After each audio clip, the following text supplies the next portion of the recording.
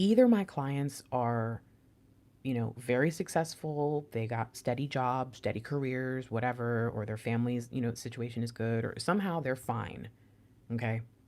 And their DM situation is just the one thing in their life that sucks and it's kind of drawing them down. And it affects their finances and their money a little bit because maybe they miss work sometimes, but it's fine. It's no big deal. Or it's like horrifying. And we're talking, homelessness, we're talking, couch surfing, we're talking being in really messed up relationships just because we need help, like we're talking don't know how they're going to feed their kids, don't know how they're going to pay their bills, but I have to tell them to stop buying stuff from me. So I have these two sides. So sometimes when I talk about pentacles and I say, look, if you're struggling, you want to do better. It's like I'm talking to two different groups, and then inside of those groups are still distinctly different people. So I need you to really think about for yourself what it would mean to have a new start financially.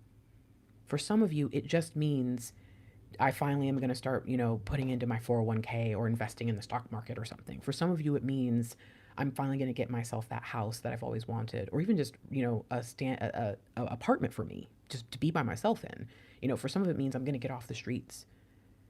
But whatever it is, whatever level you're on in that space, because I have clients that are in that space of homelessness and or just really bad spots, what I want to say to you here is if you're struggling with the financial stuff, the pentacle stuff in any way, you really need to take a look at how you can actually change it and not just say, one day I'll think about it, one day I'll figure it out.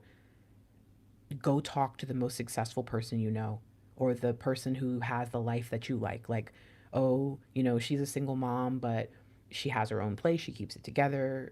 She co parents really well. So I want to learn from her and go talk and ask her for advice or just ask her to tell her about her life, you about her life, that kind of thing.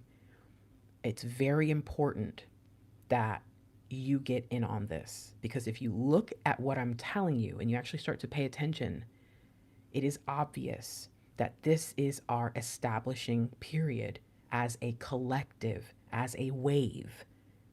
You do not have to be rich, but you have to be abundant in your own right. If you're homeless, but you're not really anxious about it, you're like, I've kind of been doing this for a while. I can survive on the street. I've got good resources. I found a way to make it work. And, frankly, like I'm good. This is the least of my worries. Then I'm not talking to you.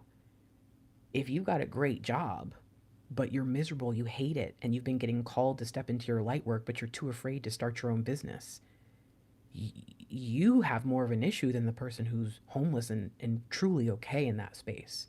So, what I need you to do is just be honest with yourself about what it is you really want.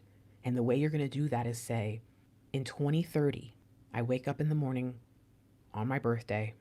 I've decided to take the day off because I can. What room am I in? Am I in a hotel or am I at my house? Am I with my DM? Are they downstairs making me breakfast? What do I do for a living? I want you to get there. I want you to dream a little bit because the next 7 years isn't about divine taking. It's about divine giving. It's about miracles. And the world around you is not going to look like that. The world around you is going to be bad. You think 2020 was bad. The world has been trying to hold it all together. The world, the world leaders and governments and all that have been doing their best to just say business as usual, business as usual, business as usual all these years. It's not working. And we're going to see the cracks in the foundation of their world very soon.